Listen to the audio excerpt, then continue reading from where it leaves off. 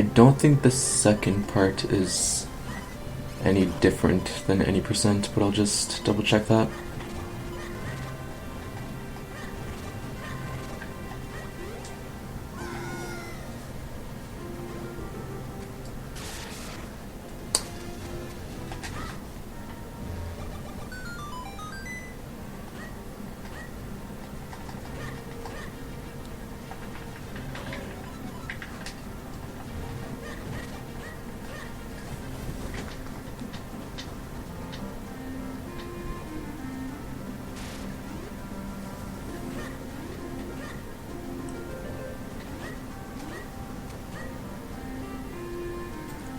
Wait.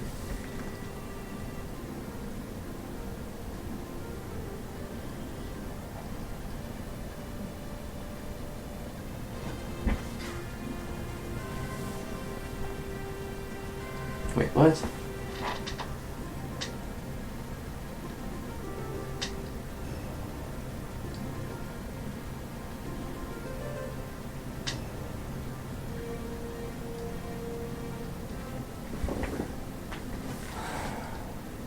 Oh, okay, never mind. Fourth floor.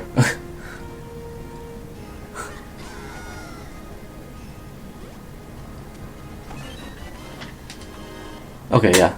Sounds good.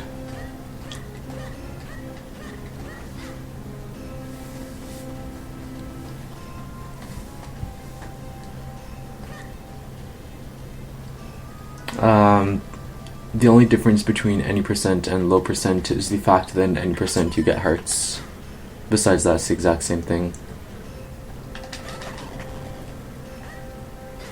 Dang. Please.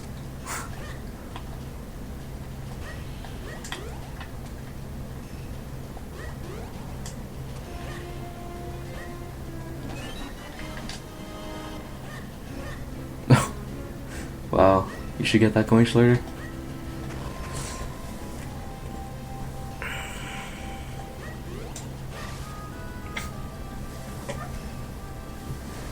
MB, do you think I can still get sub 6 on this run?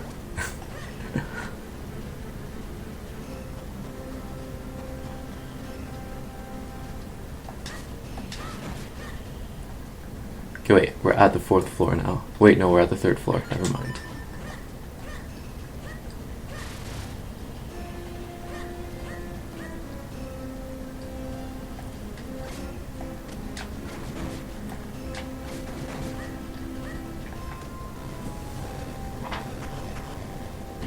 Okay.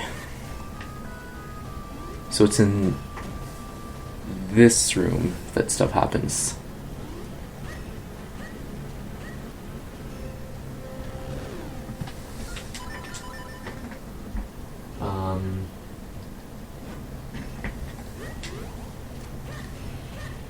Dang.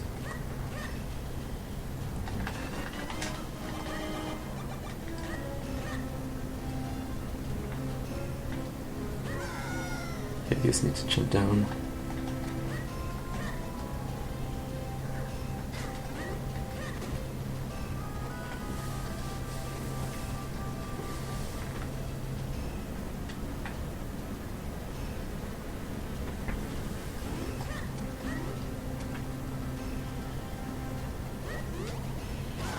Really? Wow, that hasn't happened in a while.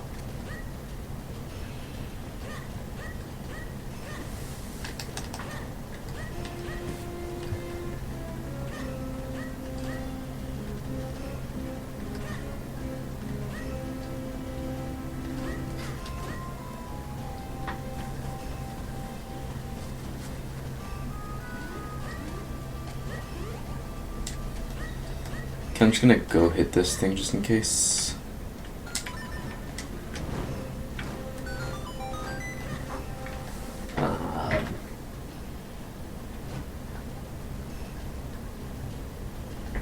Okay, proceed normally.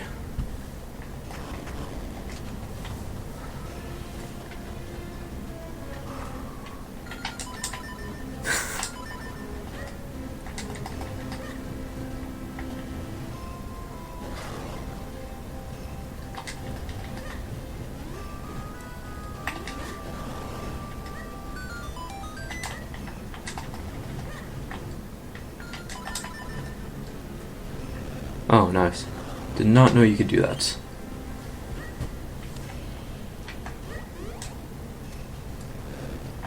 Hey, Tissay. Wait, I already said hi to you. I think. I did, right?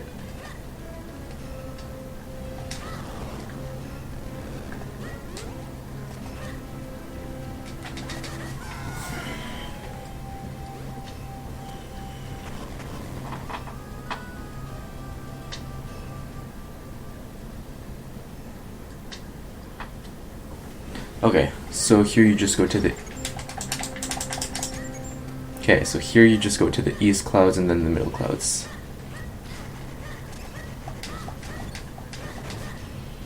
Let's just... No? Okay, fine.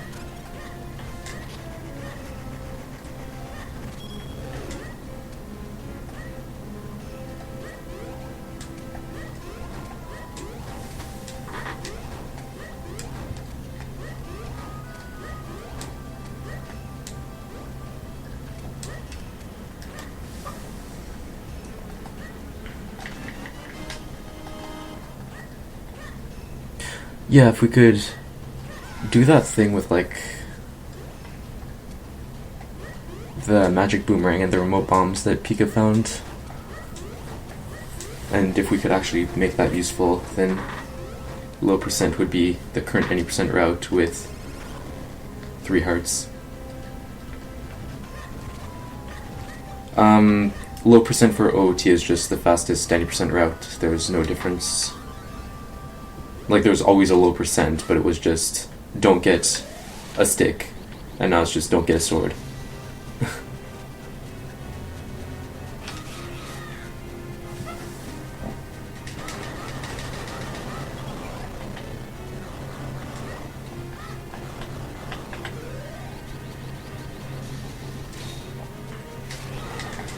Thing.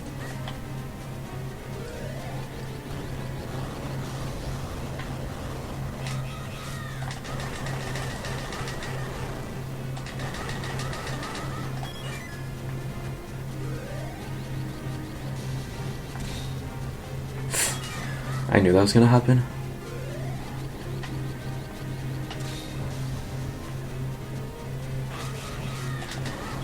Wow, really? Hey Slayer, what's up?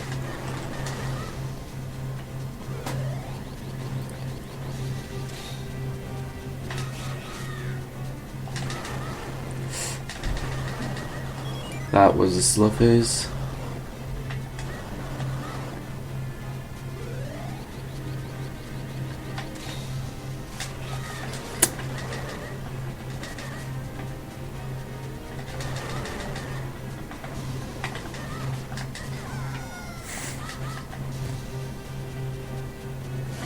Holy crap. low percent is cool, yeah. It's what, 17 items now?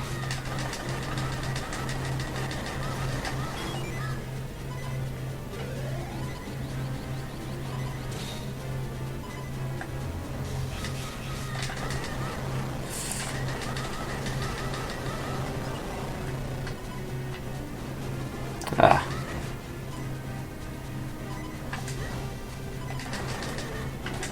What? That happened.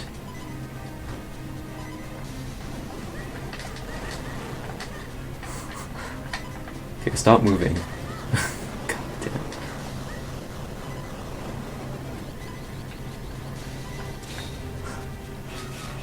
My god, that fight was horrible.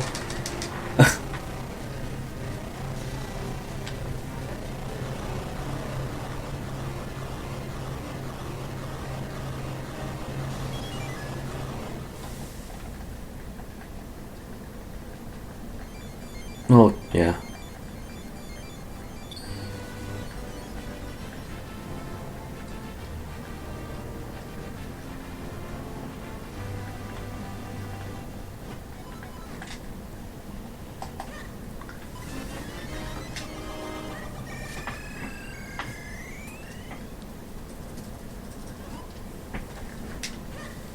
I'm grabbing another fairy.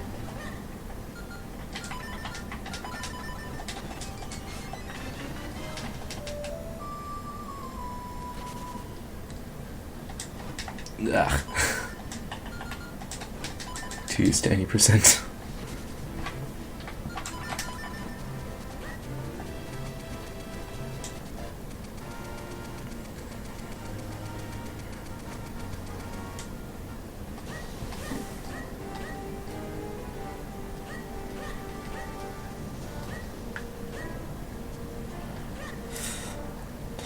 Damn it! I knew that was gonna happen.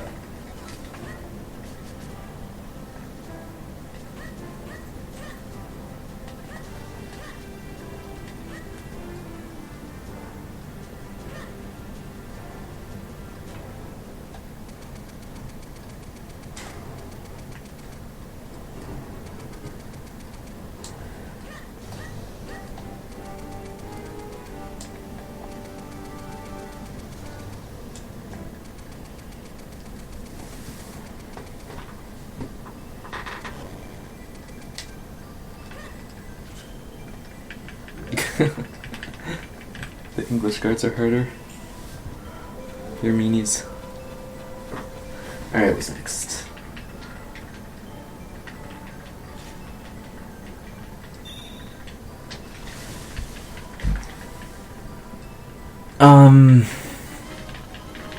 Not particularly. The only reasons was for the Great Fairy that gives you the quiver, because I don't actually know the answers to the questions by heart.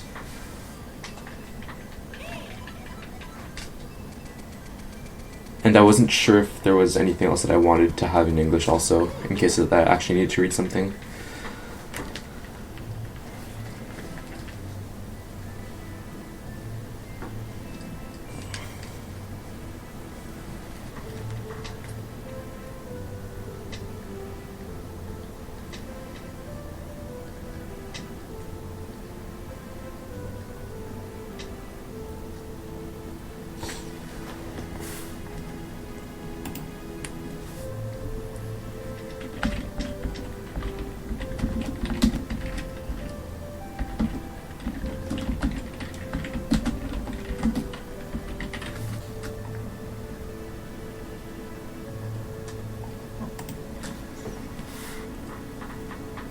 The story, yeah.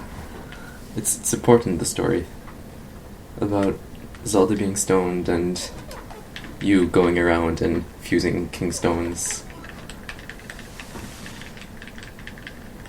And collecting figurines. That's the important stuff in the game.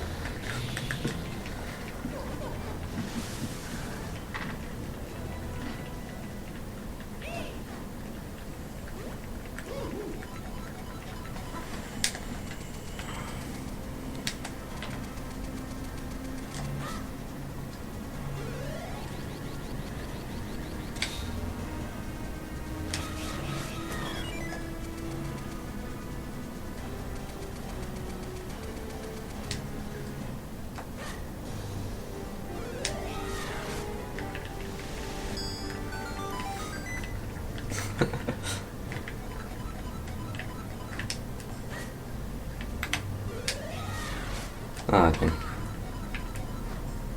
No cutscene skip. Or walking while talking, whatever you want to call it.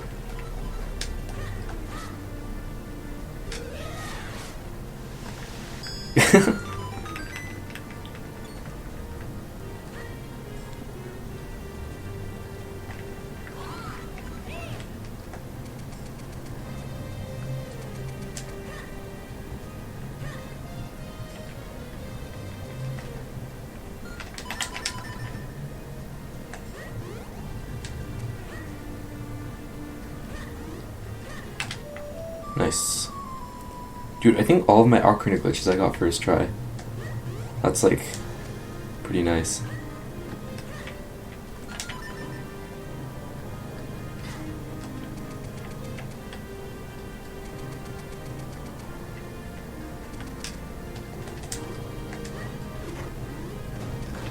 Hey DJ, what's up, man?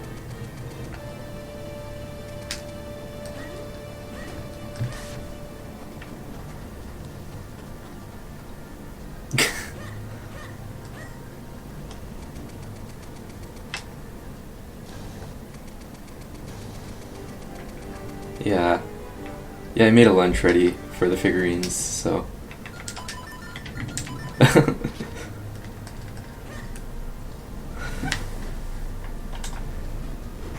Ah, dang. Every time.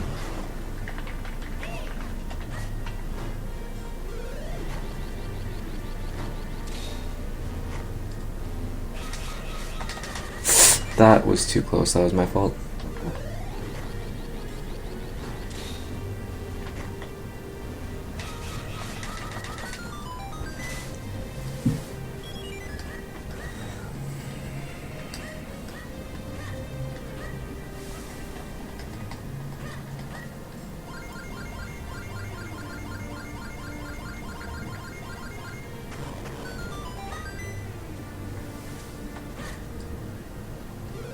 Don't think.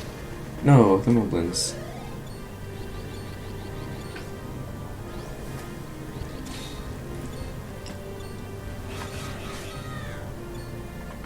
Ah.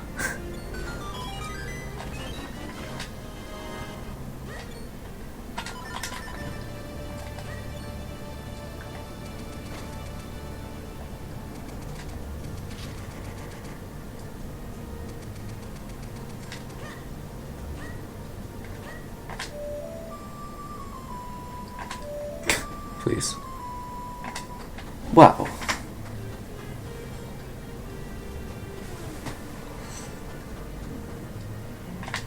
Wow.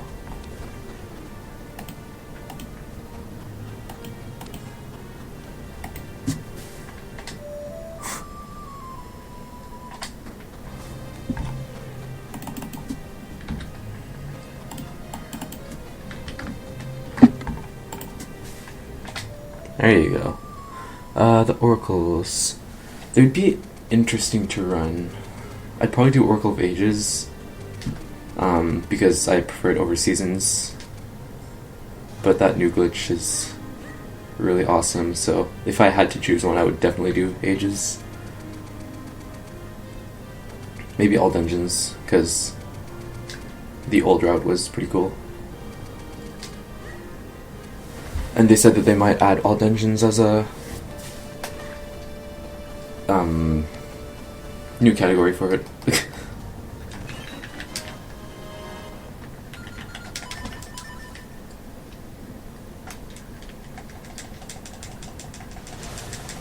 But I have a lot of games that I want to run before that though, so...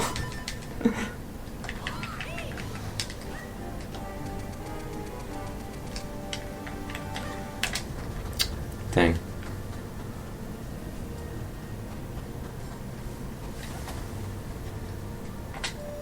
There you go.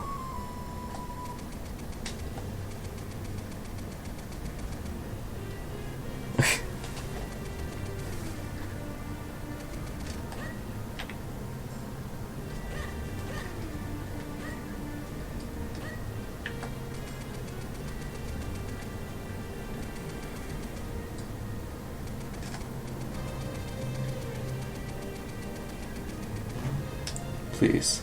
Oh wow. Like 4 pixels off. This game.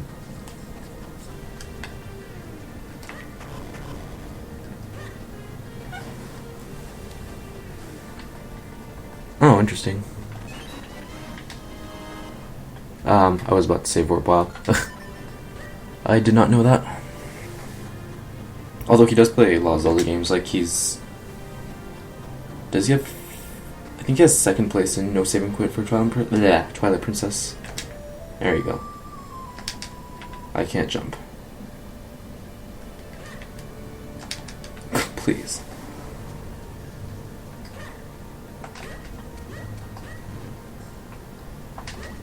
There you go. What? Oh my god.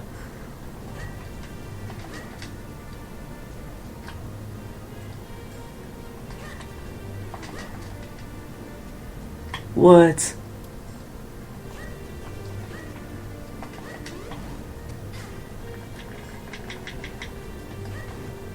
Please. Okay. Wow, that was painful. Oops. Although Samurai Man also played Minish Cap for a while also.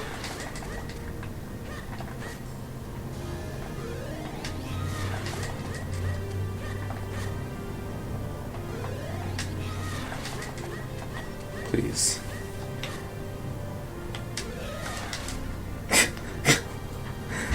Oh my god.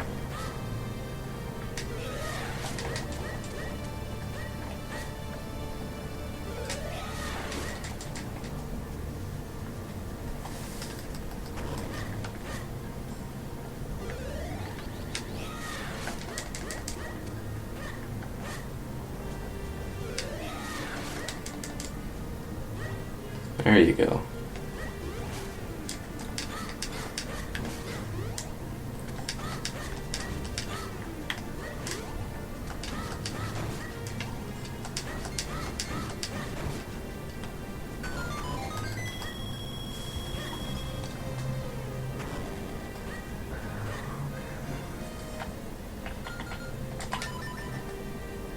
I guess I also need Rock's Cape.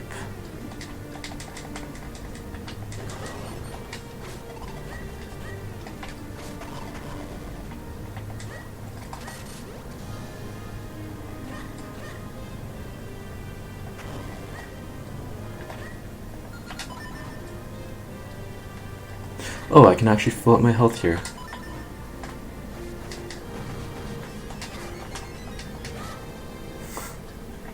It's good like that.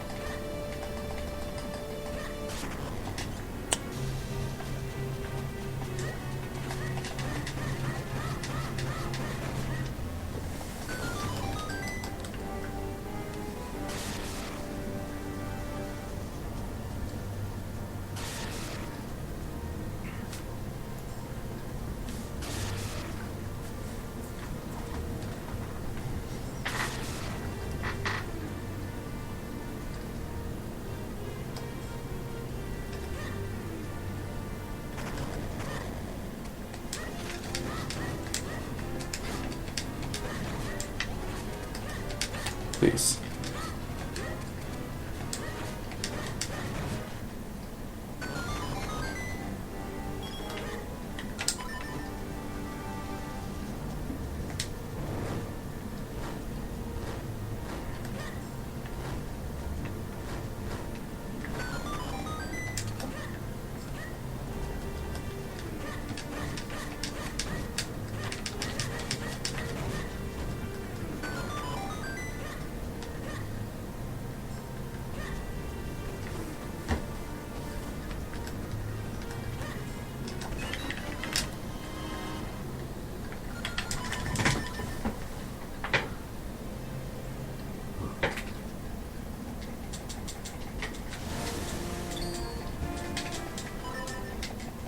I'll get the big key later.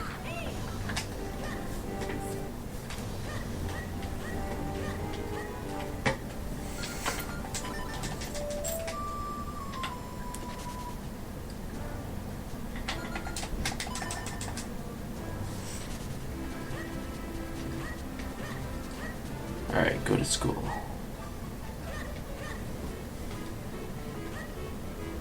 I'm supposed to fuse with someone. Tina?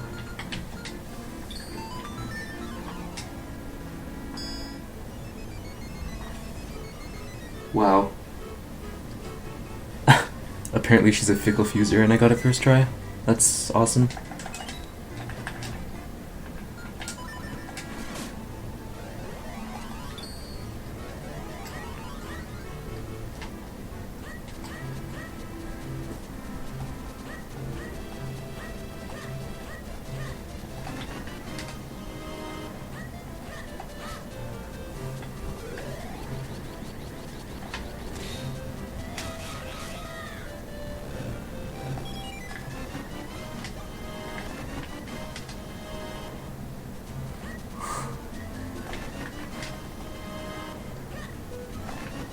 Wait, are you talking about figurines or something else?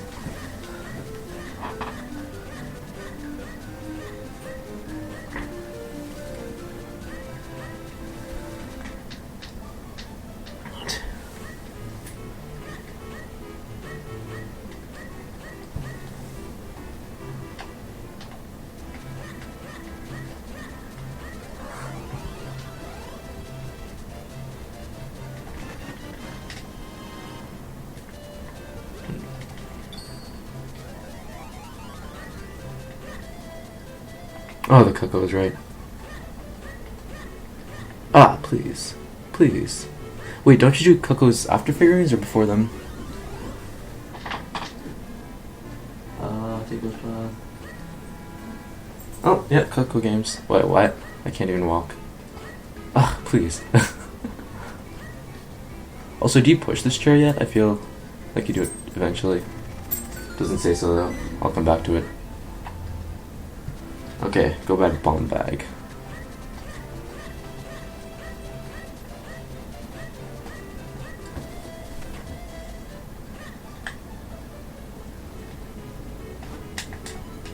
I don't have enough. Oh crap. I need 40 rupees. I'll just go to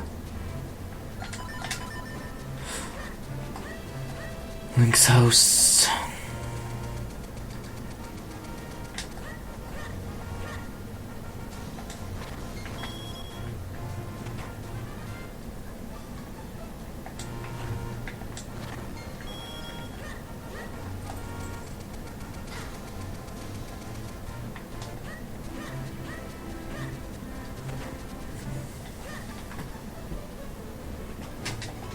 Wait, I should have just done the Coco game. You get money from that. Oh. Okay. I'm going to want boots.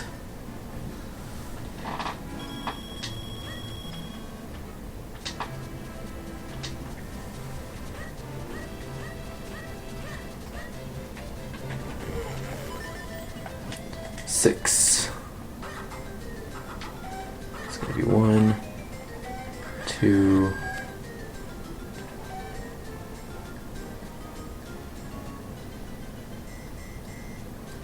Okay, 1,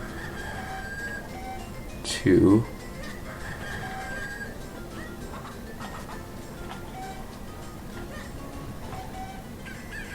3, 4.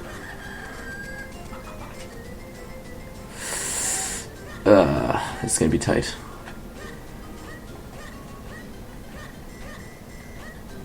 I can't find another Coco.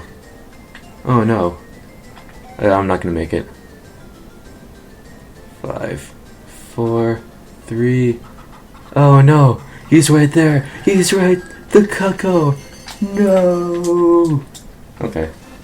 Oh, I got a Kinstone piece. What? And 100. Oh, it was only 5, it wasn't 6. Okay. 7 of them this time. 1.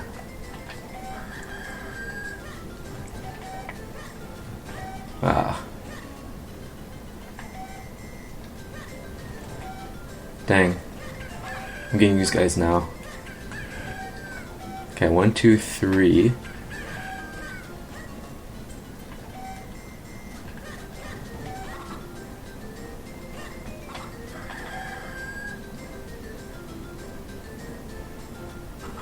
Four. Where'd the Coco go? I'm not gonna make it, am I?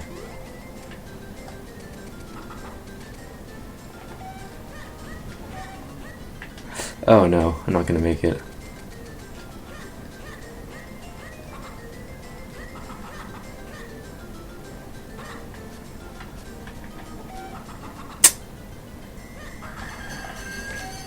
Dang. Oh wait, what? I made it again. What is this? I don't... 2 in 55 seconds. Okay, this is the one with the 2 golden ones that are super far away, right? Or are they not on this side and I'm completely delusional? Oh, 1. Perfect.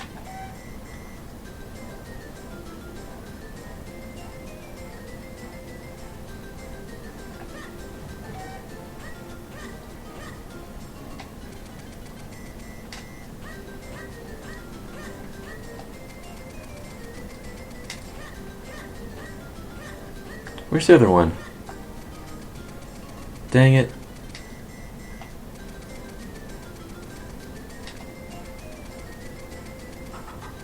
There it is. Okay. Alright, I'm gonna need to do this one again.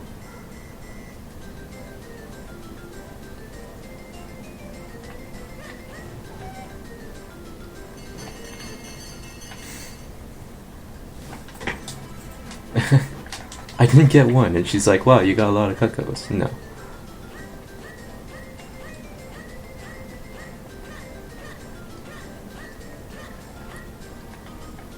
Oh, the postman. Couldn't see him. Okay, one. Took 15 seconds to get here, 15 seconds to get back. That'll give me 25 seconds left for the last one. Which I'll look for it while I'm here.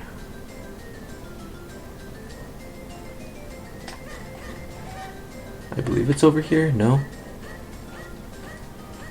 Have I just lost it again?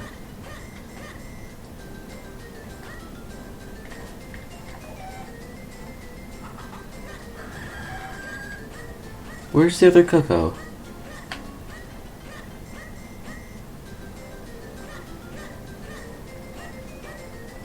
Where did he go? Damn it!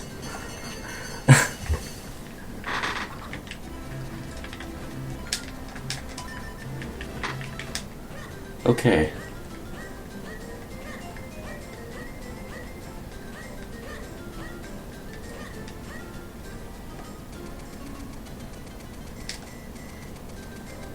Right, he was behind here.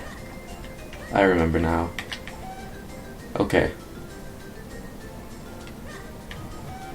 But now I'm gonna go this way and he's gonna... Okay.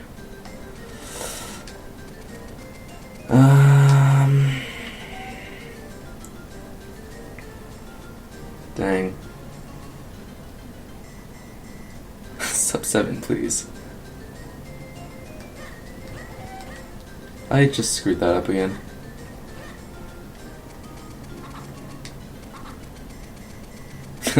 Alright, thanks MP. Thanks for stopping by.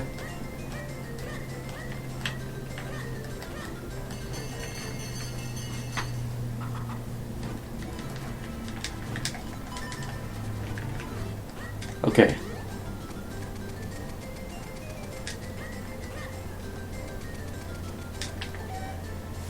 We got this. Throw. Dang. Dang.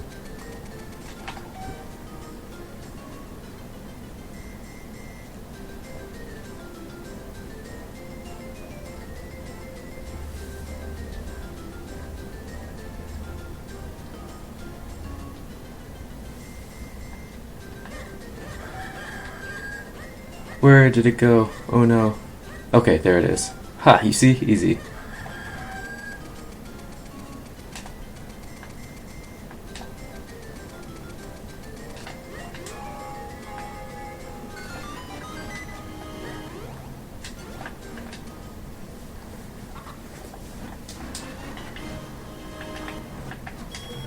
$20? Really?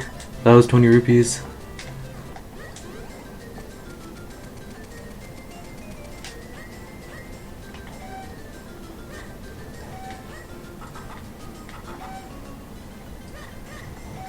Shit.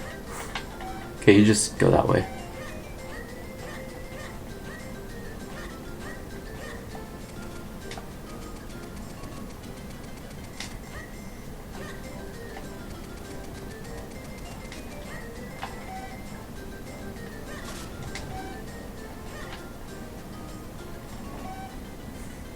I'm not gonna make it. Oh no. The cacao. Okay, whatever. Let's just find the last one. It's probably like right here. There he is.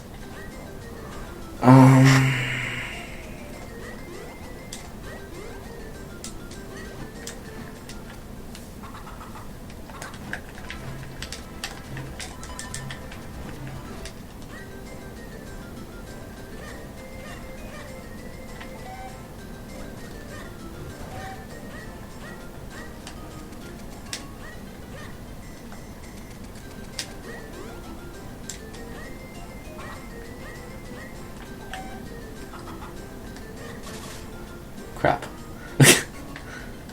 What? Cacos are supposed to, like, jump over water.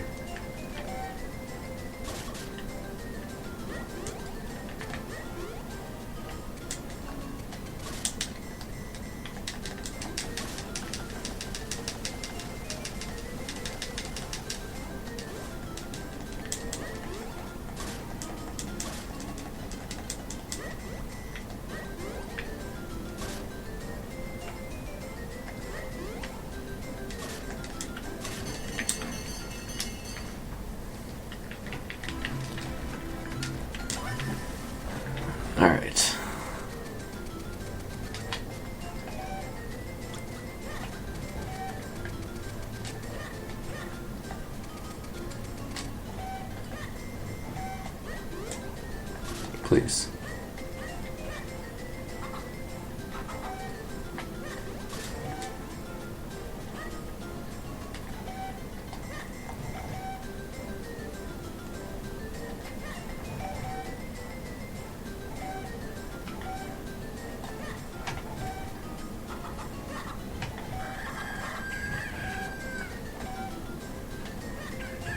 There, easy.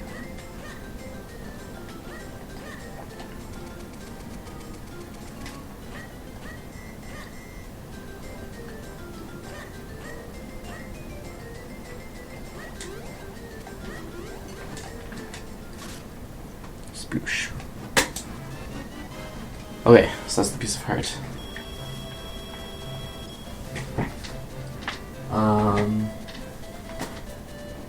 What? She's not letting me fuse. Why?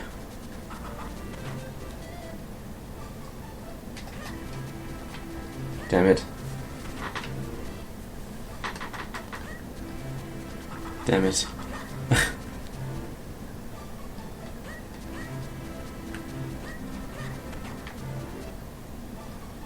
Oh, can you? I didn't know that.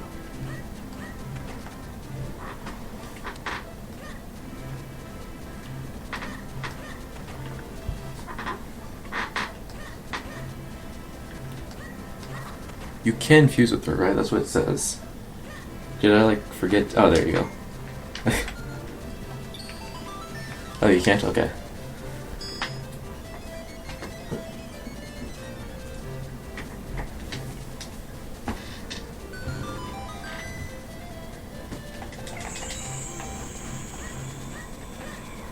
Okay, buy the quiver.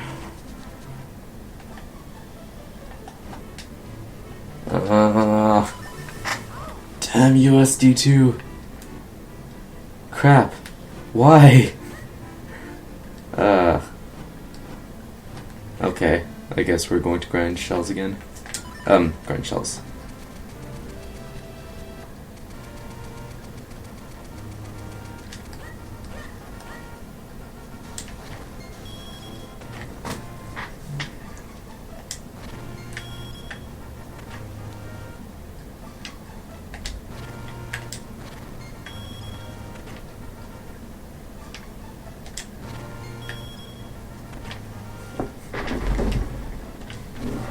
Hey, that was lucky.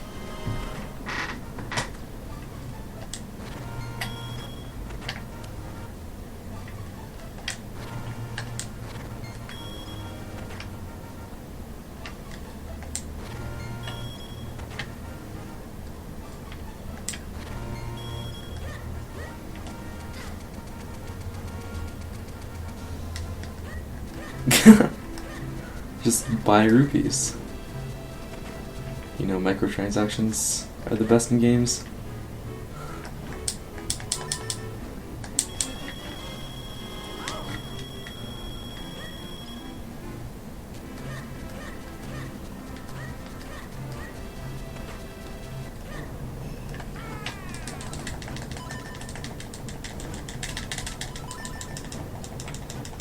Okay, this one's pretty tough to do.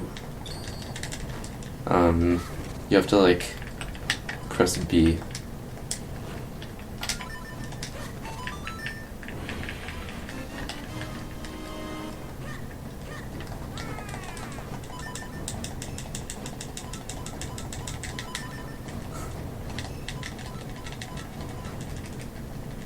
This one's also pretty tough to do.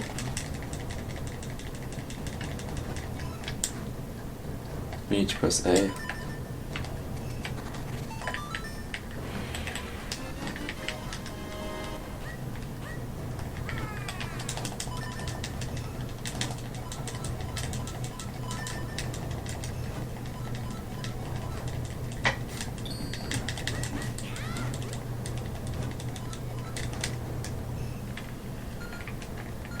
If I knew where the rock escape was. Okay, I believe that's it from her. There's nothing more I can teach you. Awesome. Okay, time for lunch.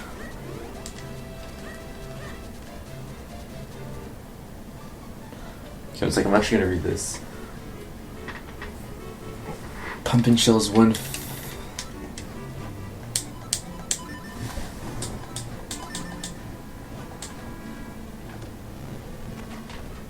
So you just do that. Alright, 4 hours I should be done by the 5:30 mark apparently. And then mash B.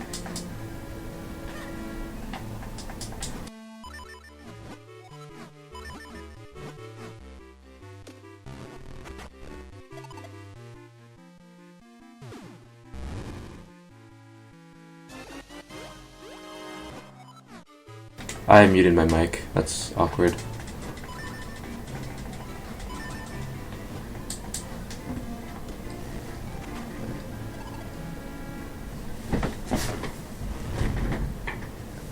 If you guys leave, I don't really blame you.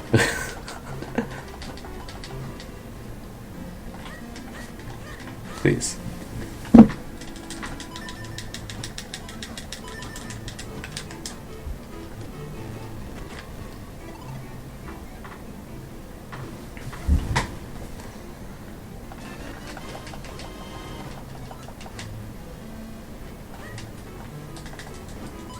Oh, okay.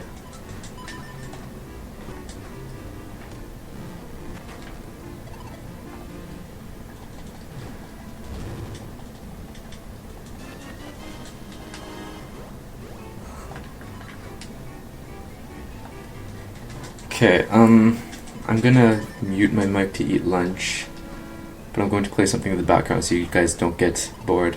No, I have never 100%ed this game casually. Mostly because of the figurines.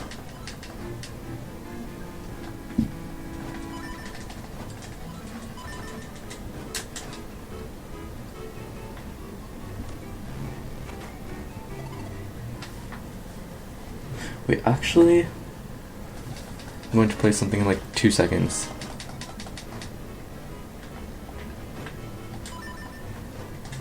Okay, nice, you can just go like this.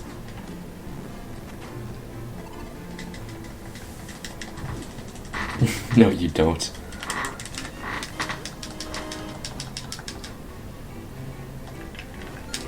Ah.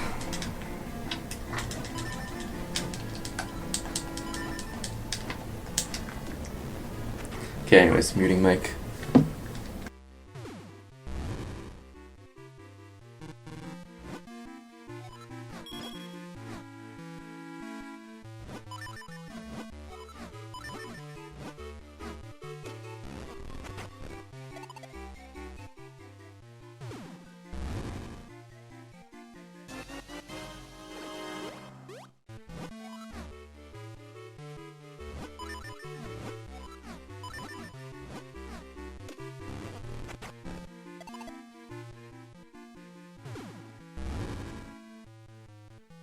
At recess on a Tuesday morning not too long ago, Sam met his best friend Murphy where they always meet when they have important business. At the far end of the playground, under the tree where they first met. That was the autumn Sam's best friend Ben moved away. The autumn Sam found himself without a friend in the world. Till Murphy came along. Murphy arrived out of the blue from Winnipeg. And on his very first day at school, he struck out at soccer baseball, something that no one had ever done. After Murphy's second whiff, gym teacher Mr. Reynolds, who was pitching, rolled the big white soccer ball towards Murphy extra carefully, trying to make it as easy as possible to kick. And Murphy, chewing his tongue anxiously, took an awkward hop and kicked at the ball a full 1.5 seconds before it reached the plate. Then, propelled by the forward motion of his kick, Murphy had collapsed in a cloud of dust. A feat of athletic ineptitude of staggering proportions. Later that day, as they ate their sandwiches in the staff room, Mr. Reynolds told Murphy's teacher about it. He said he couldn't remember a student ever striking out in soccer baseball. Never ever, he said, shaking his head. If the ball just hits you, you have a good chance of making it to base. Did they tease him? Asked Mrs. Hayes. No one said a word, said Mr. Reynolds. Everyone was too stunned. Murphy did seem doomed, however. And no doubt he would have been teased soon enough. But before the teasing began, word spread around school that Murphy was a special needs kid. And instead of teasing him, kids began looking out for him, giving him stuff, candy and little toys, offering him the small kindness they might offer a little brother or a pet. It was only months later, when Sam and Murphy were best friends, that Murphy told Sam that he had started the special needs rumor himself.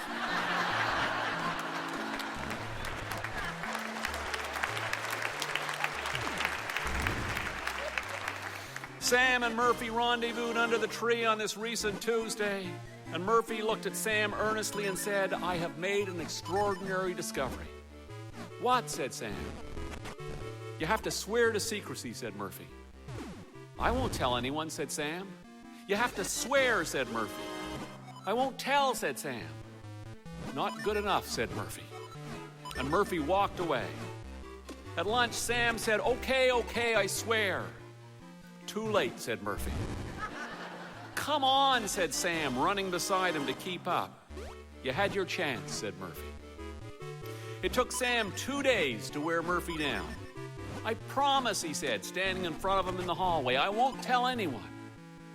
Murphy glared at Sam in his owlish way. "I was in our basement," said Murphy finally. "I was looking for Christmas presents. I found my father's old chemistry set." "Why were you looking for Christmas presents in April?" said Sam. "I sweep the house every spring," said Murphy. "Every year at Christmas, my parents buy stuff and they hide it. And then they forget about it." "Did you find anything?" said Sam. "I already told you," said Murphy. "I found my father's old chemistry set." "But what about presents?" said Sam. "Did you find any presents?" "You know," said Murphy with affection, "you just missed the important part again." "Oh," said Sam. Murphy shook his head. "It's okay," he said. "It's one of your best features." Then Murphy said, "There is stuff in those old chemistry sets that they wouldn't let kids near these days." "Like what?" said Sam. "You see," said Murphy, "you can do it. When you concentrate, there's carbon powder. There's a sealed bottle of carbon powder." "Am I supposed to know the significance of that?" asked Sam. "The significance," said Murphy, "comes when we find powdered sulfur and some potassium nitrate. Once we do that, do you know what we have?" Sam shook his head. "We have gunpowder," said Murphy. "This," said Sam, smiling, "is just one more example of why you're my best friend." They spent an hour and a half in Sam's basement after school. They didn't find an old chemistry set, but they did find 3 Christmas presents stashed in the middle of a box of linen. "See," said Murphy. "I don't believe this," said Sam. "Why didn't anyone tell me about this before?" They were lying on Sam's bed, lying on their backs with their feet propped against the wall. They were eating a stale chocolate Santa Claus. They were trying to decide on another basement where they might find an old chemistry set, a set that might contain powdered sulfur or potassium nitrate. "They never put all 3 ingredients in the same set," said Murphy. They spread it around. "How do you know this stuff?" said Sam. Murphy pushed up on his shoulders so he was almost doing a headstand. "It's important," he said. "If someone doesn't hold on to knowledge like this, it'll be lost forever." Then he leaned his back into the wall and he fell over slowly so he was kneeling on the bed. "Your dad was a long shot," said Murphy, "but we had to be sure. We're going to check Peter Moore's basement next." Of all the basements where you might expect to find the missing ingredients for a gunpowder recipe, the Moore's basement is surely the last place on earth that would come to anyone's mind. When Peter was born, Mrs. Moore paid a consultant $300 to baby-proof their house.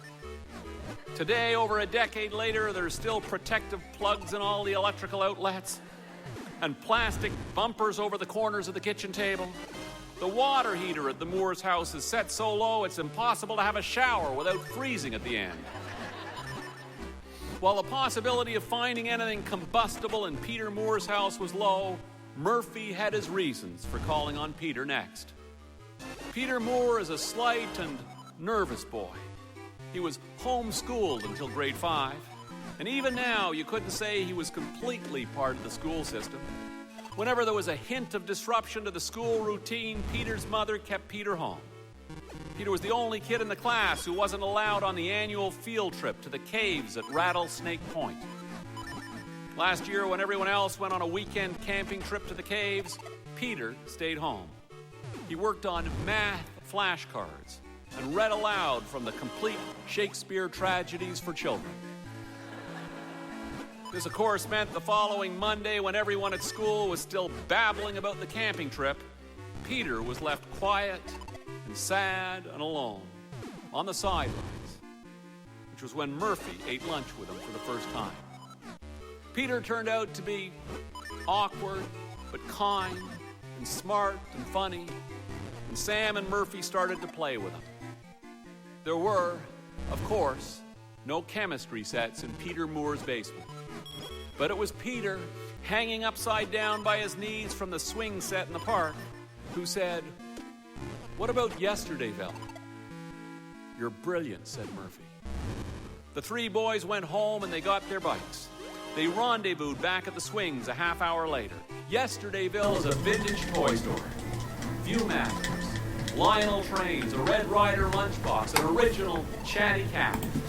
And sure enough on the wall behind the counter, a pale blue metal box the size of a phone book with rust spots on the back, and on the front, a picture of a boy wearing a bright red sweater vest.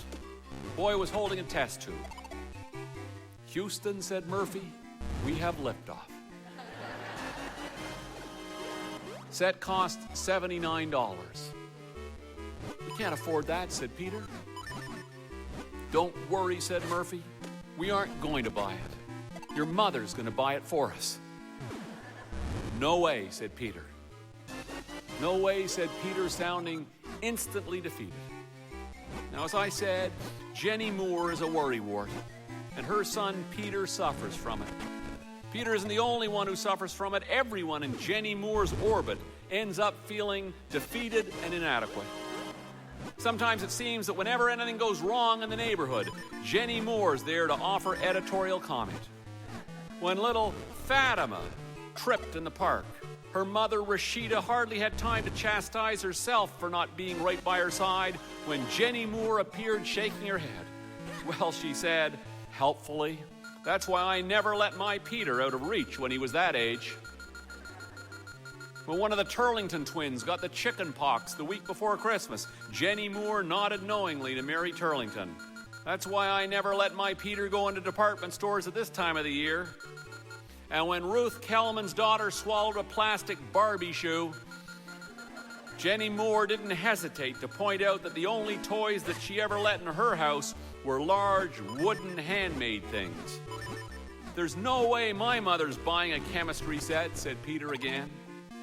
But 2 weeks later, of all things, there was Jenny Moore walking out the front door of Yesterdayville with a chemistry set tucked under her arm. Murphy had started the sales pitch, but it was Peter who closed the deal. "Tell her it's from the 1950s, said Murphy. "Tell her it's educational." "Maybe," said Peter, suddenly hopeful. "Maybe that might work." Peter had immediately realized the effects those words would have on his mother. Chemistry and educational. Indeed, when he brought the subject up the next day, confident, self-satisfied, self-righteous Jenny Moore had been flooded with guilt.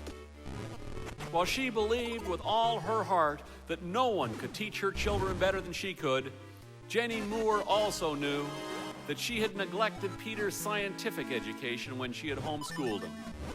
She had neglected it because she had at best an imperfect grasp of the world of science. She remembered precisely nothing from her own school days, had found every second of biology, chemistry, and physics so utterly baffling that the only image she could conjure up of her high school science lab was of an experiment in which she had poured a vial of something into a vial of something else changing the first something from a clear liquid into an extremely pleasant shade of blue. In fact, it was science, or the lack thereof, that had eventually forced Jenny Moore to abandon her teaching and send Peter off to the harsh world of institutional education.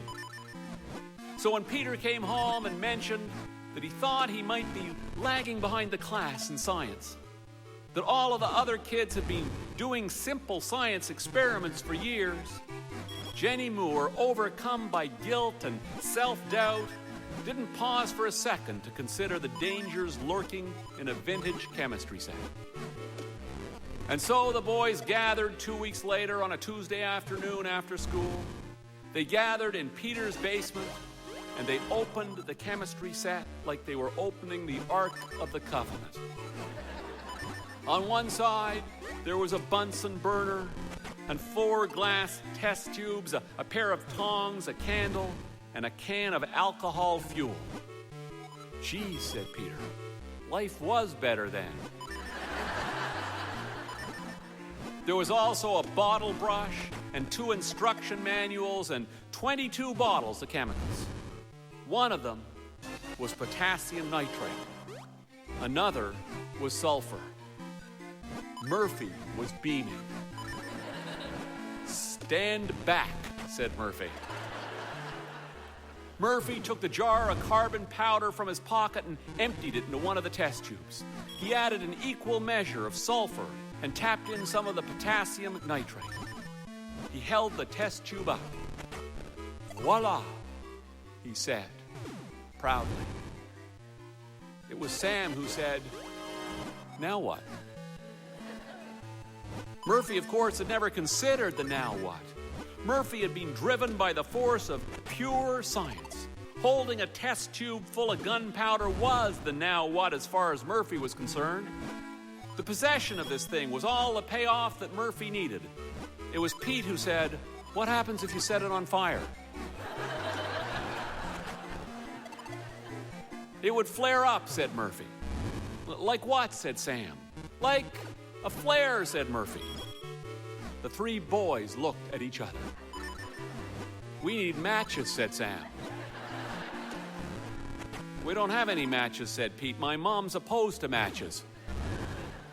What if you want to light candles, said Sam. She's opposed to candles too, said Pete. Ahem, said Murphy. Murphy was holding up a package of matches. Pete said, what if my mother comes downstairs? And so they retreated to the safest place they could think of, the furnace room. Peter shut the door behind them. Murphy tapped a little of the powder from the test tube onto the floor beside the Moores' hulking gas furnace. Then he leaned over and he lit a match. The match flared and went out. Murphy lit another match. The same thing happened. Then he lit a third, and it caught, and he held the burning match to the pile of powder. And just as Murphy had predicted, the gunpowder flared up with a pleasing whoosh. The flare was larger than the boys had imagined. It was like the flare from the back of a rocket ship. It flared up, and then it went out, leaving the edgy smell of sulfur hanging in the furnace room. Again, said Pete. Grinning like a boy who had all his life been living in a cave, as if this was the original discovery of fire. Murphy tipped more powder onto the furnace room floor, and he struck another match. And just like the first time, the match fizzled again. But the next one didn't, and Murphy lit the second pile of gunpowder on the floor, and then a third. Murphy held up the test tube. Murphy said, there's enough for one more. Peter said, let me try. Murphy gave Peter the matches. Upstairs, Mrs. Moore was standing at the top of the basement stairs feeling smug. When the boys had arrived at her house, Mrs. Moore had confiscated a large box of Smarties from Sam. Mrs. Moore was about to introduce her son's friends to healthy food. She had just finished preparing the boys a snack. She was holding a tray of whole wheat flaxseed carob cookies and 3 steaming mugs of hot soy beverage. Downstairs, Murphy was pouring the 4th pile of powder onto the furnace room floor. Pete had already lit his match. It was burning towards his fingers, and Murphy wasn't going fast enough. Peter said, "This is the last match." Peter said, "Hurry up." Peter could feel the heat of the match on his fingers. He had to do something or they were going to waste his turn. So Peter did the only thing that he could think of doing. He reached out to light the powder which Murphy was still pouring from the test tube. And that's when Peter's mom opened the furnace room door. Murphy was the only one who saw her. And Murphy froze. He was holding the test tube at a 45-degree angle. The bottom of the test tube was pointing directly at Peter's mom. Then, in a horrible moment of suspended animation that always signals disaster, Murphy saw what Peter was about to do. Murphy tried to blow out the match. He was too late. Peter touched the powder with the flame. In the split second before it caught, Peter's mom looked at the boys crouched on the floor and said, "Snack time." And then the powder caught on fire. The little flame burned through the small pile of powder at the mouth of the tube, and then it continued along the rest of the powder right up into the test tube itself. There was a brilliant flash and a terrifying clap, and the gunpowder blew out the back of the tube in Murphy's hand, and a bright ball of flame shot across the furnace room, heading directly for Peter's mom. Everything was in slow motion. Slow enough that Peter's mom had enough time to realize that something was odd about the scene in front of her. Slow enough for her to realize that it was a fireball flying towards her. Slow enough for her to take a step backward before the ball of flame hit her dead in the center of her chest. Dead in the center of her blue fleeced vest. There was a thud when the fireball made contact, and Pete's mom grunted. And by the time Pete and Sam had turned around to look, Pete's mom was standing in the door looking stunned. Her vest had vaporized. All that was left of her blue fleece vest was the inside lining and the metal zipper hanging around her neck. Later, when she took off the lining, she found the image of a zipper seared onto her turtleneck. Yet she wasn't hurt. Not a bit. Neither was Pete or Murphy. No one was hurt. And no one said a word. Everyone stared for a second, the boys looking directly at Pete's mom, who was still holding the tray of snacks. It was Pete's mom who was the first to speak.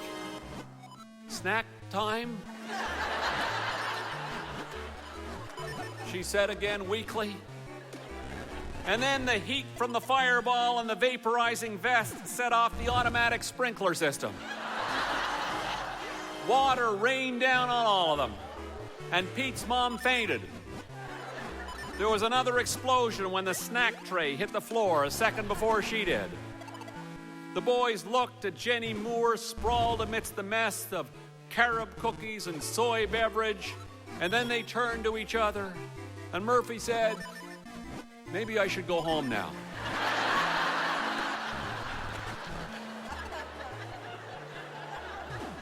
But Murphy didn't go right home. Murphy stayed, and the boys helped Mrs. Moore upstairs, her sodden shoes squishing all the way up. And then while she lay on the couch and Peter stroked his mother's hand, Murphy and Sam cleaned up the spilled snack. As they finished, a fire truck and 2 police cars screeched up to the house, summoned by the automatic alarm built into the sprinkler system. When Murphy finally slipped outside, the street looked like the final scene in a Bruce Willis movie.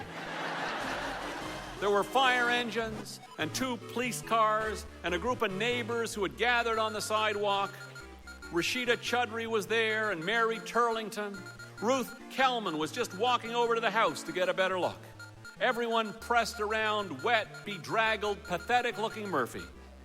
"We didn't know what we were doing," said Murphy, playing to the crowd. "Mrs. Moore bought Peter a chemistry set."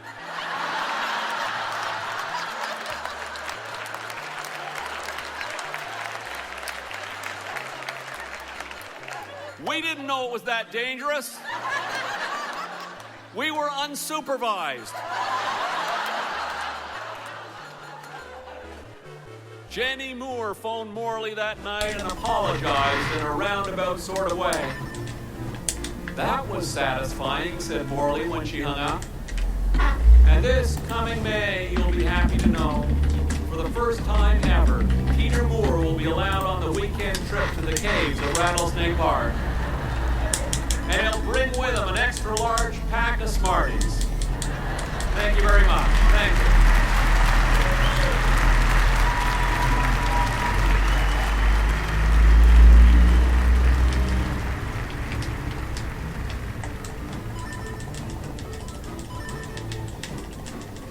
It was the dog days of summer. Half the city was away. Even the mailman was on vacation. The neighborhood was so quiet you could hear the spiders working. There was absolutely nothing to do. Murphy and Sam were lying on their backs, shoulder to shoulder, underneath Jim Schofield's mulberry tree. There was an ant crawling across Sam's forehead. Both boys had their mouths stretched wide open. Sam said, "This is crazy. It's been like an hour." Murphy said, "It's been 10 minutes. Do you give up?" Sam said, "Do you?" They had a bet. First one to catch a mulberry in his mouth won. A hot wind rustled the branches of the tree above them. The boys, sun-dappled, watched the leaves turn from green to gray to green again. The clouds were doing summer things, but the berries weren't. Nothing was coming down. It was the middle of the week, in the middle of the summer, and all there was the sun, the soft, hot wind, and one lovelorn cicada vibrating at the top of the mulberry tree. Murphy said, "It sounds like To Kill a Mockingbird." Sam said, "Once again, I have no idea what you're talking about." Murphy said, "The cicadas. Did you give up?" Sam sat up abruptly. Sam said, "Okay, whatever." Murphy said, "I win." It was the next day. It was lunch. They were eating at Sam's house. Grilled cheese, carrot sticks, chocolate milk. Morley was leaving for work, but she wasn't leaving yet. She was standing in the middle of the kitchen with her hands on her hips. She was considering something. "No," she finally said. "No videos. It's summer. It's a beautiful day. Play outside." Sam said, "We're bored of outside." Morley said, "That's funny. I thought you were bored of school." "Adam Turlington's going to summer school. I bet summer school isn't boring." Arthur the dog was lying in the cool dust under the back steps. Sam was holding a cup, dripping water on him through the slats. Murphy said, "We should get the hose." And that, more or less, is the moment it all began. They called Peter Moore. They said, "Bring your bathing suit and a sprinkler." By the middle of the afternoon, there were 5 boys running around the backyard. 5 boys with 2 sprinklers. One attached to the garden tap and one running out the back door attached to the basement sink. Middle of the afternoon is when Rashida Chudry came by with little Fatima in tow. Rashida was on her way to the store. She'd stopped by with something for Morley. When no one answered the front door, she came around the back. Fatima got sprayed, and she squealed, but it was a squeal of delight, which only turned to tears when Rashida said they had to go. And one thing led to another, and Fatima ended up staying. "We'll take care of Fatima," said Sam. And they did, magnificently. They unscrewed one of the sprinklers and they replaced it with a nozzle. They set the nozzle to jet spray. They put Fatima on a chair on the back of the deck. They gave her the jet hose. Fatima blasted them with a hose as they ran around the yard. It was, beyond a doubt, the most wonderful fun Fatima had in her entire life.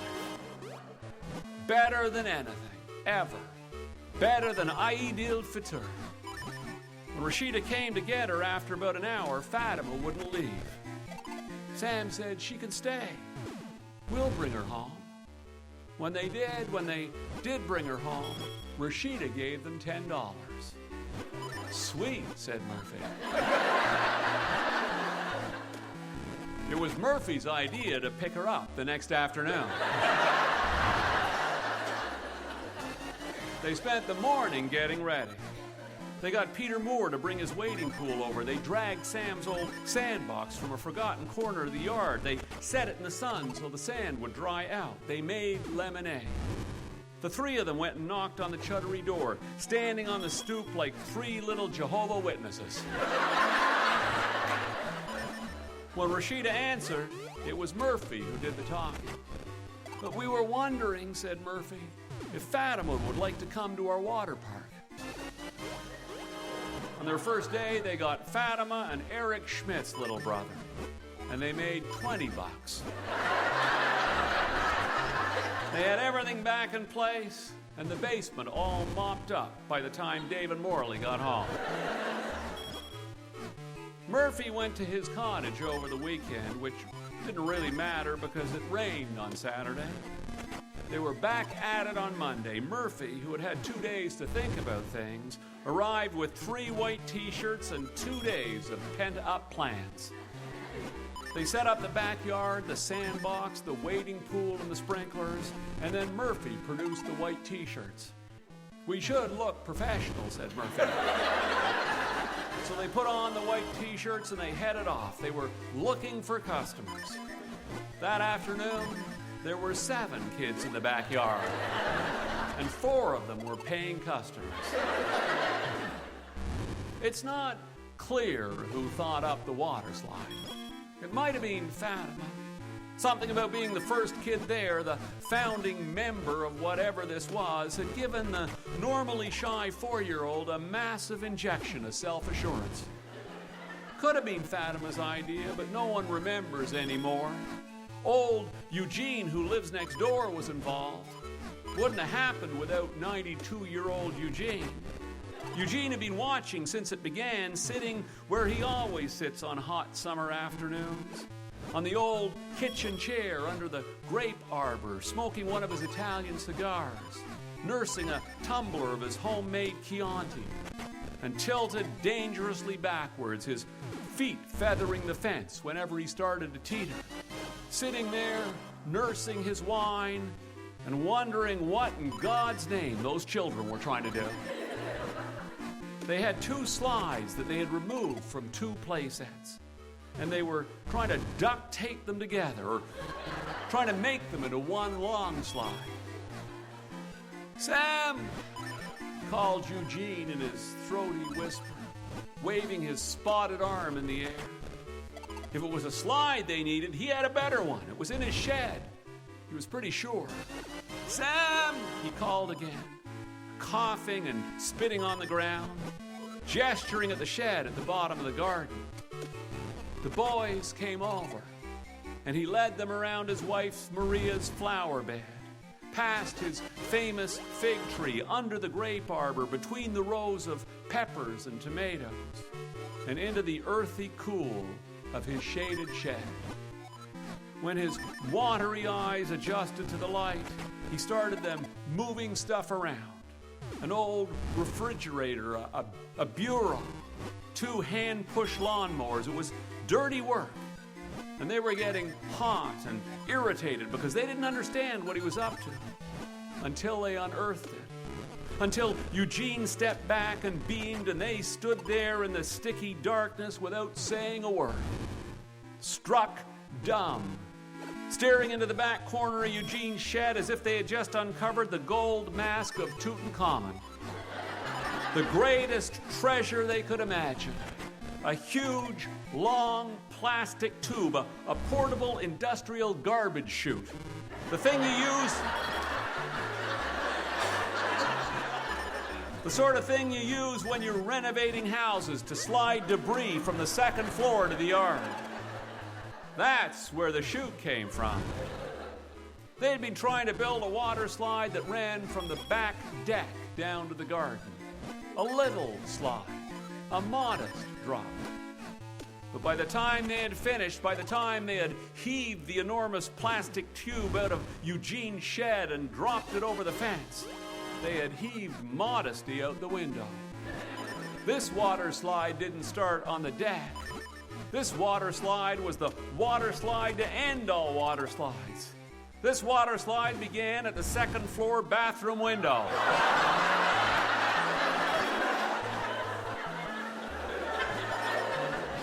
It traversed the family room roof, looped around the clothesline pole, rolled over the picnic table, and ended in the back garden near the pear tree. Fatima stood on the deck with her little arms folded over her chest as the boys ran the handheld shower hose out the bathroom window to wet the slide down. It took most of the afternoon to assemble it. The hardest part was connecting the slides from the play sets to Eugene's chute. But they finally figured it out. And when they did, they all agreed it just might be the greatest water slide ever built, ever. Any normal adult watching all this unfold would have been seized by a spasm of anxiety. They would have put a stop to it. But Eugene was the only adult watching. And at 92, Eugene was a lot closer to boys and the boyhood call to adventure than he was to the anxiety levels of any normal adult. After 2 wars and 91 and a half summers, what could possibly go wrong in a backyard?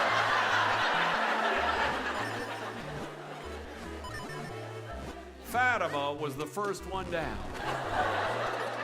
She bounced to her feet at the bottom like a trapeze artist. It was the greatest water slide in the world. Word spread overnight. No one actually told anyone. It spread through the telepathy of childhood. By the next day, there wasn't a boy or girl in the neighborhood who didn't know about the water slide in Dave and Morley's backyard. No adults knew about it. Boys disassembled it at the end of the afternoon, and they spent the next morning putting it back together. They didn't believe they were doing anything wrong.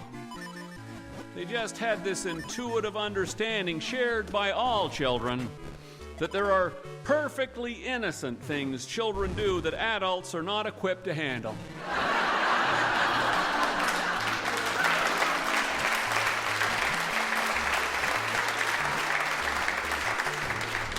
And so they put it up, and they took it down, and then they put it up again. Word spread, but not amongst the adults, because every kid in the neighborhood had the same intuitive understanding. No one was surprised then the very next afternoon when about 25 kids showed up. Or that everyone knew, without anyone saying anything, to wheel their bikes down the drive and lean them behind the house, so they didn't attract attention from the street. What did surprise them, however, was the moment that afternoon, that second afternoon, when Eugene, who had been watching them quietly from his chair under the arbor for 2 straight days, stood up and went inside and came out 15 minutes later wearing nothing but a bathing cap and a Speedo.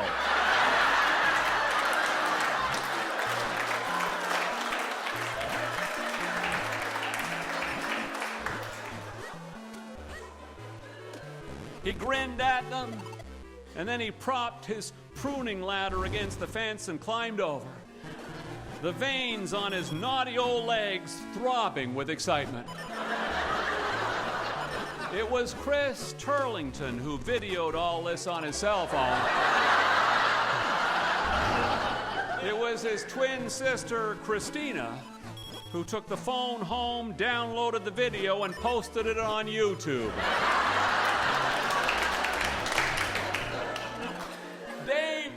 have seen it if he didn't work at a record store and his staff wasn't attuned to this sort of stuff. But he did.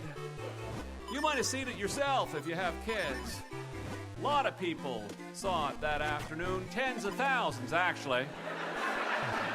It was the most watched video about an hour after it was posted. Everyone was talking about it, though you understand when I say everyone, I mean everyone of a certain age. People like Brian, for instance, who works part-time for Dave. Oh, said Brian, who was sitting at the computer that afternoon, you have to see this. And Dave walked over and leaned over his shoulder, and Brian pressed play, and this is what Dave saw. A grainy and very shaky close-up of an impossibly old man struggling over a fence. Then there was a cut, and there was a jerky shot of the back of a house, and the camera pulled back, and Dave saw there were kids dancing on the back roof of this house. And then the camera zoomed in, and he saw something that looked like a bobsled run coming out of the upstairs window. There was something familiar about it all. I think I've seen this before, said Dave. Feels like deja vu. And then the camera zoomed in on one of the kids dancing on the roof. The kid had one of those tiny Italian cigars in his mouth.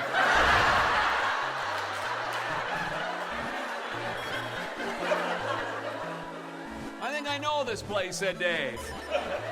Is this a frat house? It looks like a frat house. Dave leaned forward, squinting at the screen. The picture was so fuzzy, it was hard to be sure. Then the camera zoomed in on the window. A small face and two hands appeared.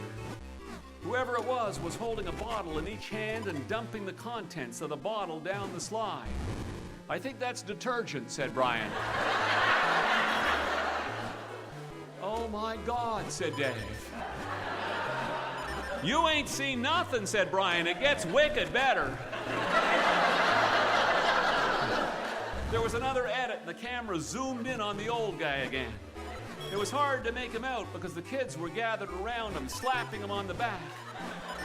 The old guy was doing something to his mouth. Oh my God, said Dave. It was Eugene, of course. And Eugene was doing what he always does before he does anything that requires exertion. He was reaching into his mouth and removing his false teeth.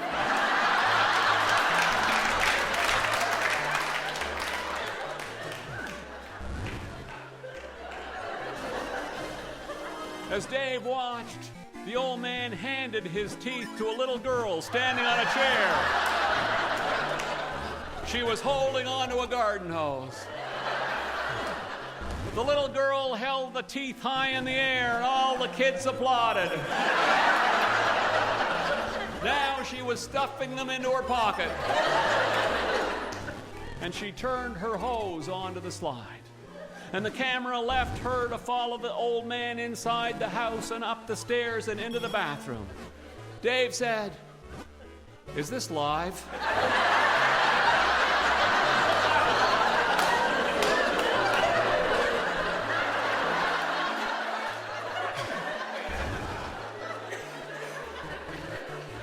The camera zoomed in on the bathroom window, and everything was still. A beep. Another. Dave shrugged. And that's when the toothless old man came flying out the window. He was wearing nose plugs. He was sitting down, waving at the camera with one hand and holding a glass of wine with the other. Then he hit the frothy spot where the boy had poured the detergent. Oh my God, it looked exactly like Eugene from next door. "I have to go," said Dave. "It gets better," said Brian.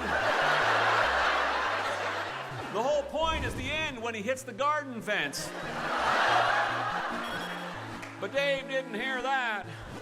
Dave was already out the store. So he missed the moment when Eugene flew out the bottom of the slide like he had been shot out of a cannon. And he missed the part where he smacked into the garden fence. The part where he struggled to his feet and stood there, toothless, covered with bubbles, his nose plug still on, grinning madly, until he looked over the fence and spotted his wife Maria.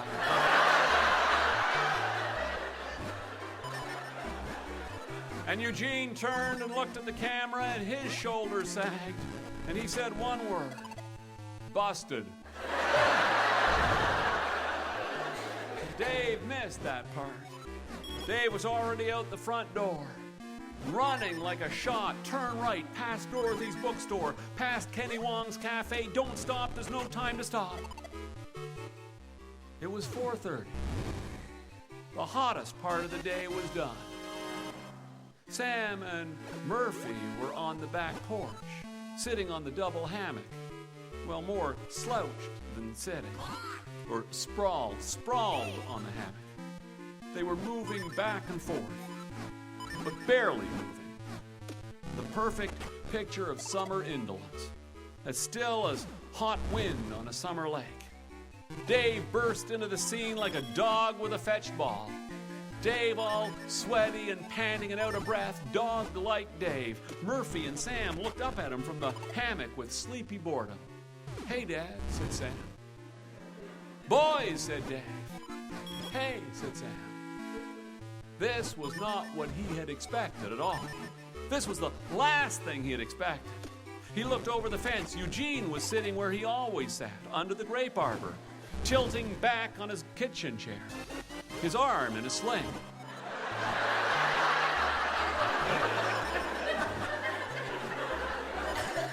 Dave looked at Eugene, and then he looked at the boys, and then he walked over to the fence and nodded. Eugene nodded back and spat on the ground. Dave smiled at Eugene. Dave said, "You okay?" "Ah," said Eugene, motioning with his head. "Gardening accident." Dave said, "Sorry to hear that." Maria, who was sitting beside her husband, snorted. Dave nodded and walked back to the boys in the hammock. "What have you boys been up to?" "We watered the garden," said Sam. "Front and back," said Dave. He was looking around. The grass was certainly wet. The bathroom window was closed. There were no children dancing on the roof. "Just the back," said Sam. "Looks like you did a good job," said Dave. Everything was in order, except for a few telltale soap bubbles clinging to the pear tree. Dave said, "You've probably done enough watering for the next little while." "Yeah," said Sam, "probably." Dave looked at his son hard. Sam looked back, nodding his head. Sam said, "We're pretty much through with the watering."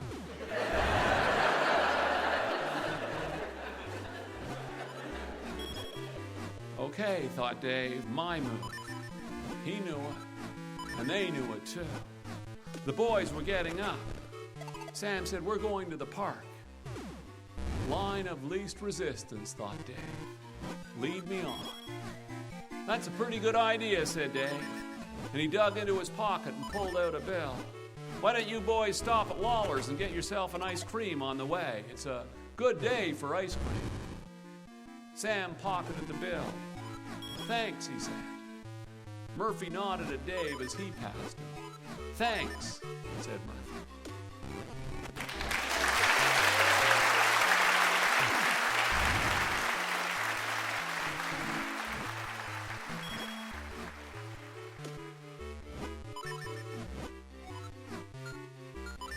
Every child's life is attended by a congregation of adults. Adults who teach him or her important things about this world in which we live.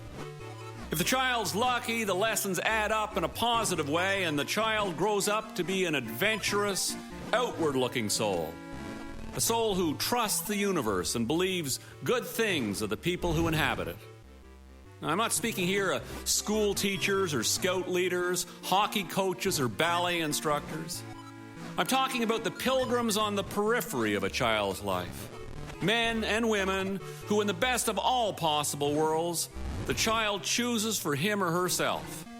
I'm talking about private relationships that parents know little or often absolutely nothing about. It might be a friendship with a school janitor who offers a kind word and a smile, or moments spent with a crossing guard who takes the trouble to learn a child's name.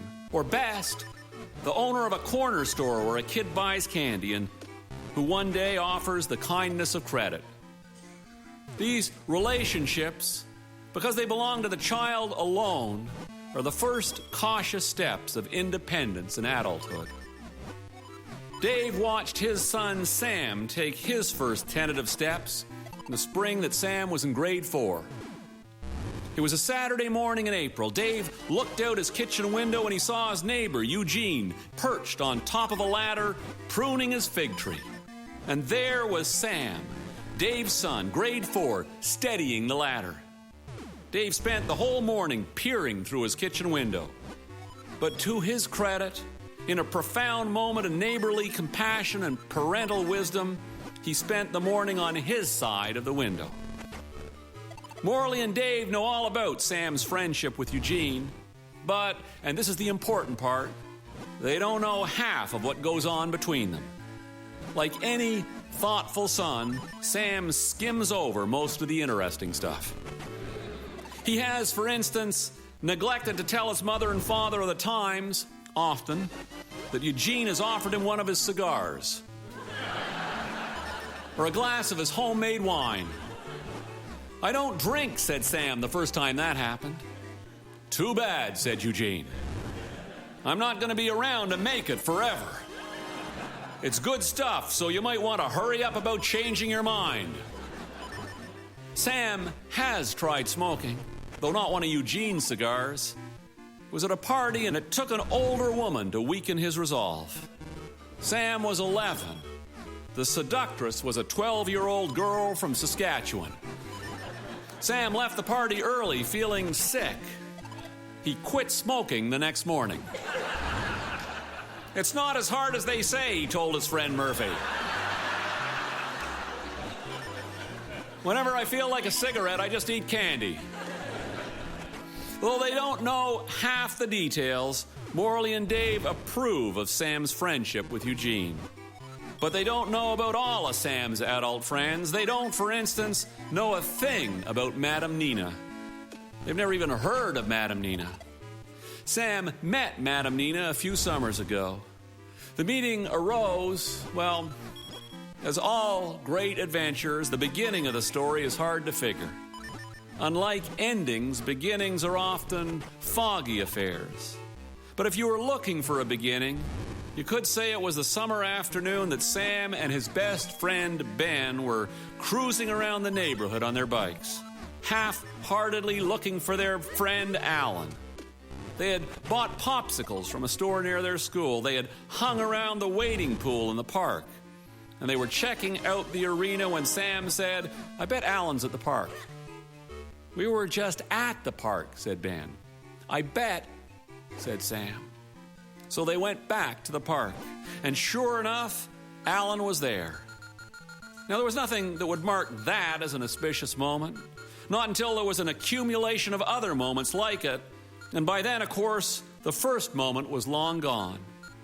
But there were little moments like that all summer. Sam bet Ben that it would rain the night of the corn roast, and won. "How'd you know that?" said Ben. "I don't know," said Sam. "I just knew."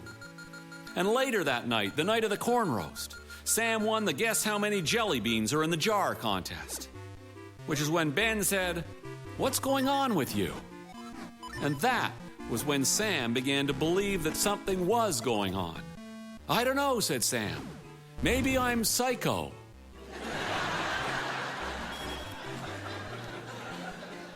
That night before he got into bed, Sam sat at the desk in his bedroom. It was the first time he had sat there since school got out. He picked up a pencil. It felt odd to hold it. He hadn't written a word for over 6 weeks. He wondered if he would remember how. He wrote the number 1 on the page. Then he stared at it for a moment and he crumpled the page and he began again. He wrote, "Number 1, Ben will call me before lunch." Under that, he wrote number 2. Number 2, my mother will make me eat breakfast. Then number 3, Stephanie will sleep in. Then hardly without thinking, he wrote number 4, I'll make my bed. Then he frowned. None of what he had written seemed extraordinary enough.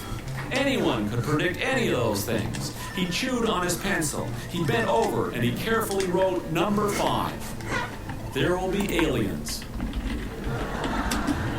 The next morning when he woke up, the first thing he did before he went downstairs was to make his bed. Then he went over to the desk and put a check beside number 4. I will make my bed. Then he went downstairs. Morley was sitting at the kitchen table. I made my bed, said Sam. My goodness, said Morley. I never would have predicted that. Exactly, said Sam. It's strange, isn't it?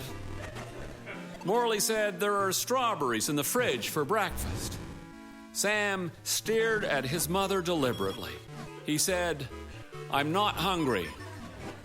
Morley said, you're not hungry for strawberries? Why don't you try a few? Strawberries are Sam's favorite. He went upstairs and put a check mark beside number 2. Ben phoned at 9:30. Sam said, I made predictions. They're all coming true. I'll be right over, said Ben. Sam showed him his list. You made your bed, said Ben. I predicted it last night, said Sam.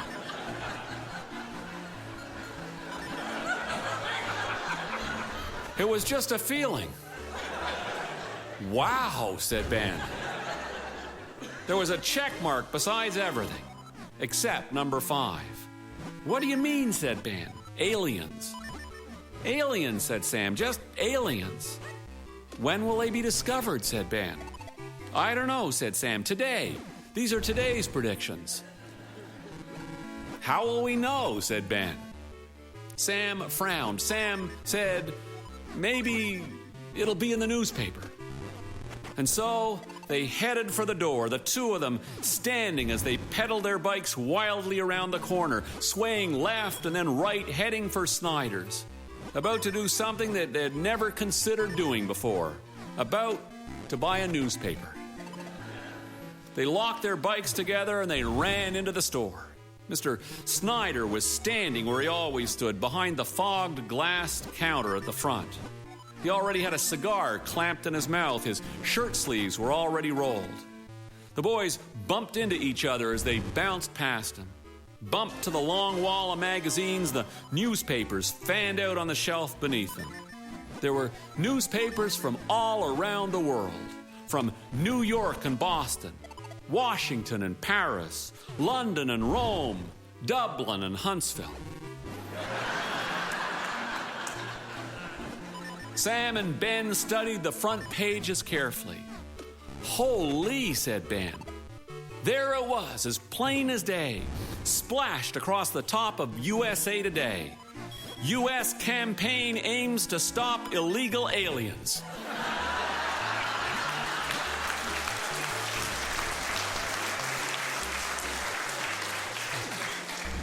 Why would they want to stop them, said Ben. Aliens are so cool. A moment later, when they were standing on the sidewalk astride their bikes, Ben said, we should phone the police. I didn't do anything wrong, said Sam, uncertainly. I know, said Ben. You could help them. You could predict where the bodies are. What bodies, said Sam. The missing bodies, said Ben. That's what police do. They look for missing bodies. Sam was beginning to feel anxious. The days of that summer chunked by like telephone poles along a country road, like they would go on forever. As July folded into August, Sam's powers seemed to be growing. He predicted Ben would get a bike for his birthday. He predicted that the Blue Jays would rally and win a game they were losing by 7 runs. And sure enough, they came from behind in the 9th. Sheesh, said Ben. It's so weird. By the time September snuck up on them, by the time the first day of school leapt off the kitchen calendar, landing on them like a cat landing on a mouse, word of Sam's special powers had spread. Not everyone believed in them, of course, but some kids did. Some kids believed that if Sam predicted something, it was guaranteed to come true. Gregory Hanover believed. Gregory cornered Sam and Ben one afternoon as they were walking home, their backpacks hanging from their shoulders. "Predict that I'll pass spelling tomorrow," demanded Gregory. "I never pass spelling," said Gregory. "That's because you never study," said Ben. "That's why I want him to predict that I'm going to pass," snapped Gregory, staring at Sam, suddenly all serious. Sam staring back, Ben watching like a corner man at a fight. "What's the big deal?" said Gregory. "Just predict." "I predict," said Sam slowly. "I predict," said Sam, furrowing his brow, thinking about this. "I predict that you're going to study." "Huh?" said Gregory. "I can't study." "It's my prediction," said Sam. Gregory caught up to Sam the next morning at recess. "You were right," he said breathlessly. "It happened. I studied. I know the words. It's really weird." "I know," said Sam. That afternoon after school, Jeff Braymore came up to Sam and Ben on the ball field. "Can he predict how tall I'll be?" asked Jeff. "What?" said Sam. "Can you predict that I'll be 6 feet?" said Jeff. I can't do that," said Sam. "It would be unethical." "What?" said Jeff. Jeff was the shortest kid in the class. "How about 5'10", said Jeff. "Would that be unethical?" And then Deirdre Simpson cornered him. Deirdre with her hooped earrings and her shiny lip gloss. Deirdre who smelled like a basket of exotic fruit. Deirdre got Sam all alone, and Deirdre said, "I have a problem." Sam shrugged. Deirdre said, "There's a boy I like."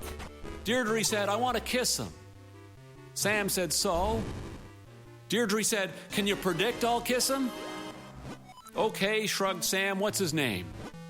Deirdre said, "His name is you."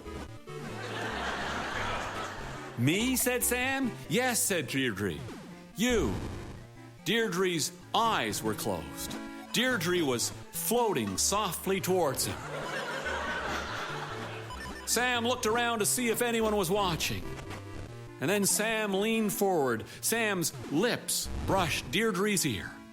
"I predict," he said softly, "I won't." Then he ran. When it started, it'd been fun. When it started, it was a game. It was just Sam and Ben. It was summer. It was something to do. Then it got serious, and Sam felt full of power and promise. But now he wasn't feeling powerful anymore. He was feeling overwhelmed. Things were getting out of control. He had barely escaped being kissed. That night after he turned out his light, that night when he was alone in the windless dark of his bedroom, an enormous thought occurred to him. Maybe it wasn't a game. Maybe he was psycho. Maybe he wasn't predicting things that would happen. Maybe his thoughts were causing things to happen. The thought terrified him. Suddenly, a waterfall of horrible things cascaded through his mind. His mother was sick. His